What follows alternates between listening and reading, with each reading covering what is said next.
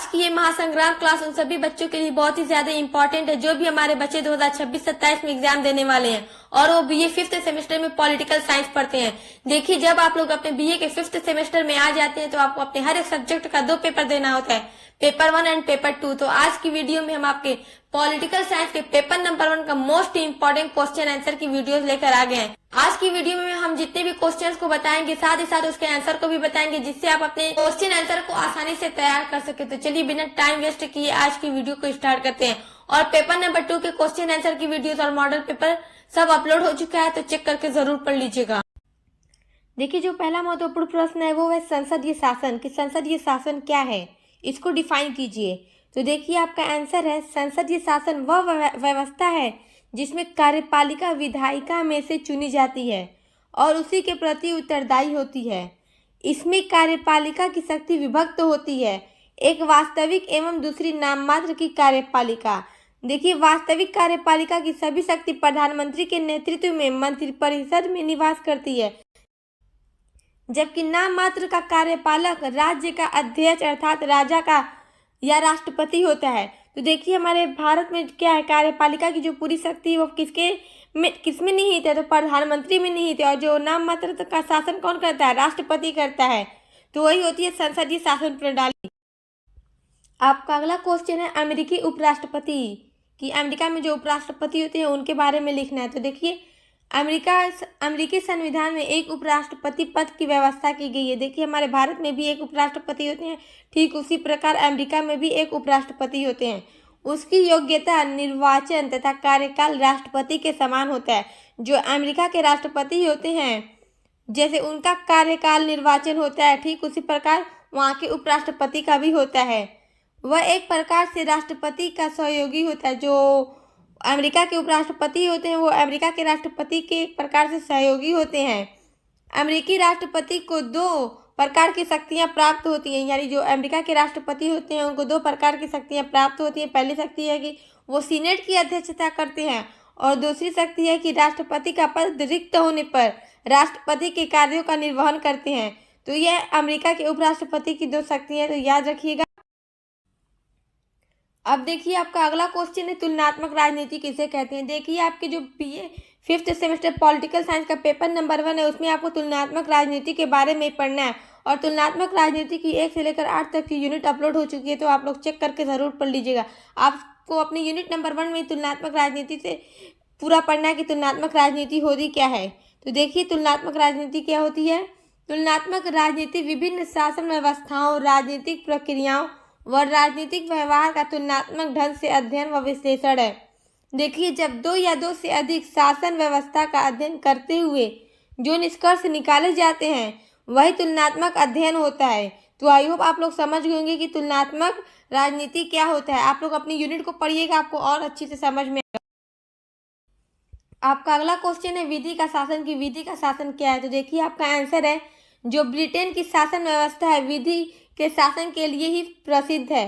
विधि के शासन से आशय यह है कि कानून के समक्ष सभी नागरिक समान होंगे, किसी के साथ कोई भेदभाव नहीं किया जाएगा। यानी ब्रिटेन में जितने भी नागरिक हैं सभी अपने कानून के प्रति बराबर है। कानून किसी के साथ ऊंच नीच या भेदभाव धर्म के आधार पर किसी भी प्रकार का कुछ नहीं करता, वहाँ पे सभी लोग समान हैं। आपका अगला क्वेश्चन है राजा राज्य करता है शासन नहीं, स्पष्ट कीजिए। तो देखिए, ब्रिटिश राजा राज्य करता है शासन नहीं, यानी जो ब्रिटेन में राजा होते हैं बल्कि शासन नहीं करते। देखिए, राजा का महत्व आज भी प्राचीन काल की तरह ही है, यानी जैसे पहले भी राजा होते थे वो आज भी होते हैं ब्रिटेन में, लेकिन वास्तव में उन शक्तियों का प्रयोग अब नहीं करता। यानी जो अब राजा होते हैं अब उनके पास शक्ति नहीं होती, वो सिर्फ नाम मात्र के होते हैं। लोकतंत्र के विकास के फलस्वरूप राजा अपने केवल नाम मात्र का शासन प्रमुख रह गया है, उसकी सभी शक्तियां राज मुकुट के हाथ में चली गई हैं। तो यही है कि राजा राज्य करता है शासन नहीं। आपका अगला क्वेश्चन है प्रत्यक्ष लोकतंत्र। तो देखिए, प्रत्यक्ष लोकतंत्र का मतलब है किसी देश में कानून और नीतियों पर मतदान करने का अधिकार मतदाताओं को होना। यानी इस प्रणाली में नागरिकों को निर्णय लेने की प्रक्रिया में सीधे भाग लेने का मौका मिलता है। प्रत्यक्ष लोकतंत्र को शुद्ध लोकतंत्र भी कहते हैं। तो ये बहुत ही इंपॉर्टेंट क्वेश्चन है, ये अक्सर सेक्शन ए में पूछता है कि प्रत्यक्ष लोकतंत्र क्या है, डिफाइन कीजिए। आपका अगला क्वेश्चन है जनमत संग्रह। जनमत संग्रह क्या है? देखिए, जनमत संग्रह, जिसे मत संग्रह या सिर्फ जनमत भी कहा जाता है, यह एक ऐसा प्रत्यक्ष मतदान है जिसमें किसी क्षेत्र विशेष के सभी मतदाताओं को मतदान के द्वारा किसी एक विशेष प्रस्ताव को स्वीकार अथवा अस्वीकार करने के लिए कहा जाता है। तो ये भी क्वेश्चन बहुत ही ज़्यादा इंपॉर्टेंट है, ये हर साल एग्जाम में पूछा जाता है। सो डियर स्टूडेंट, आज की वीडियो में मैं सिर्फ वही क्वेश्चन बता रही हूँ जो हर साल आपके एग्जाम में पूछे जाते हैं। तो देखिए, आपका अगला क्वेश्चन है लॉर्ड सभा यानी हाउस ऑफ लॉर्ड।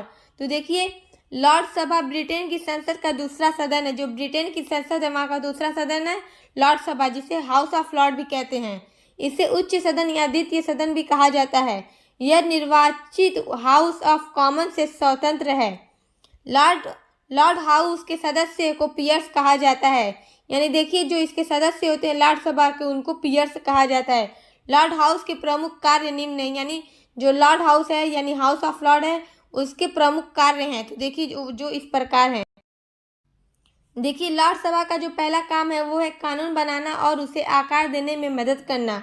दूसरा कार्य है सरकार के काम की जांच करना और उसे चुनौती देना। तीसरा कार्य विधेयकों की जांच करना। चौथा कार्य सरकारी कार्रवाई पर सवाल उठाना। पांचवा कार्य सार्वजनिक नीति की जांच करना। तो ये बहुत ही इंपॉर्टेंट लॉर्ड हाउस के कार्य है, तो इनको याद रखिएगा, आप लोग एग्जाम में इनको जरूर मेंशन कीजिएगा।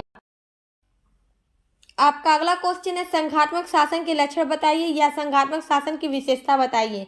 तो देखिए, जो संघात्मक शासन है उसकी लक्षण इस प्रकार है। पहला है लिखित एवं निर्मित संविधान। जहाँ पे संघात्मक शासन व्यवस्था होती है वहाँ पे लिखित एवं निर्मित संविधान होते हैं। उसकी दूसरी विशेषता है संविधान की सर्वोच्चता, यानी जहाँ पे संघात्मक शासन प्रणाली होती है वहाँ पे संविधान ही सर्वोच्च होता है।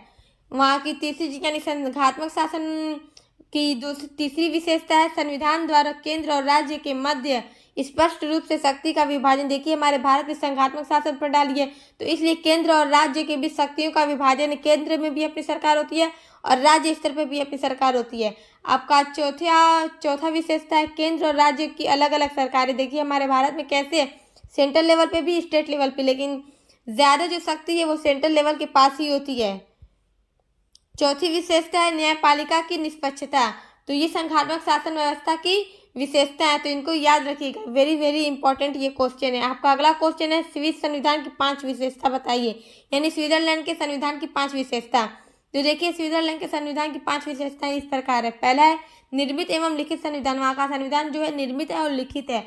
उसकी दूसरी विशेषता है कि देखिए, वहाँ पे प्रत्यक्ष प्रजातंत्र है। वहाँ पे तीसरी विशेषता है कि स्विस संविधान की संघात्मक शासन प्रणाली है।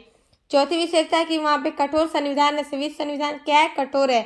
और पांचवी विशेषता है बहुल कार्यपालिका। तो ये क्वेश्चन बहुत ही ज़्यादा इंपॉर्टेंट है, इसको ये 100% परीक्षा में पूछा।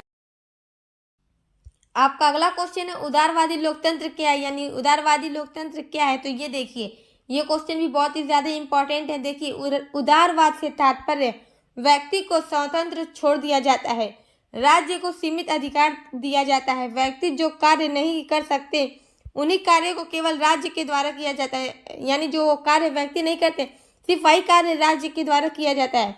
उदारवाद इस सिद्धांत पर आधारित है कि वह सरकार सबसे अच्छी है जो सबसे कम शासन करती है, अर्थात जो सरकार सबसे कम नियमों का निर्माण करे। बाह्य आक्रमणों से देश की रक्षा करना एवं शांति व्यवस्था बनाए रखने का दायित्व तो मात्र राज्य का है, शेष कार्य व्यक्ति के द्वारा किए जाने चाहिए। तो वही है उदारवाद। तो ये क्वेश्चन भी बहुत ही ज़्यादा इंपॉर्टेंट है। अब आपका अगला क्वेश्चन है समाजवाद, कि समाजवाद क्या है। तो देखिए, समाजवाद पे भी पूरी वीडियो अपलोड हो चुकी है, तो आप लोग चेक करके ज़रूर पढ़ लीजिएगा। देखिए, समाजवाद ऐसी व्यवस्था है जिसमें उत्पादन के सभी साधन, कारखाना तथा विपणन में सरकार का अधिकार हो, उसे समाजवाद कहते हैं। देखिए, पूंजीवाद में क्या होता है, मतलब लोग अपनी निजी संपत्ति से उद्योग धंधे स्थापित करते हैं, लेकिन समाजवाद में सरकार का हस्तक्षेप होता है। देखिए, ऐसी व्यवस्था जिसमें उत्पादन के सभी साधन, कारखाना तथा विपणन में सरकार का अधिकार हो, उसे समाजवाद कहते हैं। इस व्यवस्था में उत्पादन निजी लाभ के लिए न होकर सारे समाज के लिए होता है। ये बात याद रखिएगा, जब भी समाजवाद का क्वेश्चन आएगा तो ये बात जरूर लिखिएगा कि इस व्यवस्था में उत्पादन निजी लाभ के लिए न होकर सारे समाज के लिए होता है। समाजवाद की प्रमुख धारणा यह है कि संपत्ति के उत्पादन और वितरण पर समाज का स्वामित्व होना चाहिए। अब उसी का अपोजिट है पूंजीवाद। देखिए पूंजीवाद क्या है। पूंजीवादी उदारवादी विचारधारा का आर्थिक आयाम है। देखिए जो पूंजीवादी है वो उदारवादी विचारधारा। देखिए उदारवादी विचारधारा में क्या होता है कि व्यक्ति स्वतंत्र होता है। तो देखिए पूंजीवादी उदारवादी विचारधारा का आर्थिक आयाम है जो व्यक्ति की आर्थिक स्वतंत्रता का प्रबल समर्थक है। पूंजीवाद उस आर्थिक प्रणाली या तंत्र को कहते हैं जिसमें उत्पादन के साधन पर निजी स्वामित्व होता है, यानी व्यक्ति अपने ही पैसे से उद्योग धंधे स्थापित करता है और वो लेबर के थ्रू कार्य कराता है। तो इसमें क्या होता है, जो पूंजीपति होता है वो डे बाय डे और भी ज़्यादा रिच होता जाता है और जो गरीब वर्ग होते हैं उनका शोषण होता रहता है। तो देखिए पूंजीवाद उस आर्थिक प्रणाली या तंत्र को कहते हैं जिसमें उत्पादन के साधन पर किसका स्वामित्व होता है, निजी स्वामित्व होता है। तो ये भी क्वेश्चन बहुत ही ज़्यादा इम्पोर्टेंट। आपका अगला क्वेश्चन है सीनेट। देखिए सीनेट अमेरिकी राजनीति का प्रमुख केंद्र है। सीनेट का सदस्य बनने के लिए 30 वर्ष पूरी हो चुकी हो और वह व्यक्ति संयुक्त राज्य अमेरिका का 9 वर्ष से नागरिक होना चाहिए। यानी जिन व्यक्ति को सीनेट का सदस्य बनना है वो 9 वर्ष से अमेरिका का नागरिक होना चाहिए। सीनेट का सदस्य का कार्यकाल 6 वर्ष के लिए होता है। कभी कभी ऐसे भी क्वेश्चन पूछ सकता है कि सीनेट का कार्यकाल कितने वर्ष के लिए होता है, तो 6 वर्ष के लिए होता है। सीनेट एक अस्थायी। आपका अगला क्वेश्चन है अमेरिका के संविधान की विशेषता के बारे में लिखिए। तो देखिए संयुक्त राज्य अमेरिका का संविधान साल 1787 में लिखा गया था। इसे 1788 में मंजूरी मिली। यानी जो संविधान था अमेरिका का वो 1787 में लिखा गया, 1788 में इसे मंजूरी मिली और साल 1789 में यह लागू हुआ। यह विश्व का प्रथम लिखित संविधान है। जो अमेरिका का संविधान है वो विश्व का पहला लिखित संविधान है।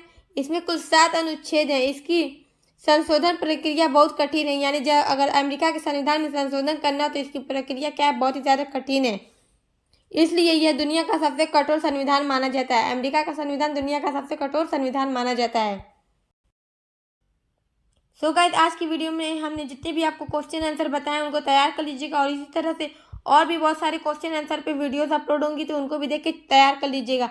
और बच्चे अक्सर लॉन्ग क्वेश्चन पूछते हैं कि मैम पेपर 1 और पेपर 2 में कैसा लॉन्ग क्वेश्चन आएगा। तो मॉडल पेपर की वीडियोस अपलोड हो चुकी है जिसमें हमने आपको सेक्शन A, B, C तीनों के लिए मोस्ट इंपॉर्टेंट क्वेश्चन बताए हैं। तो आप लोग उसको चेक जरूर कीजिएगा। अब मिलते हैं अगली वीडियो के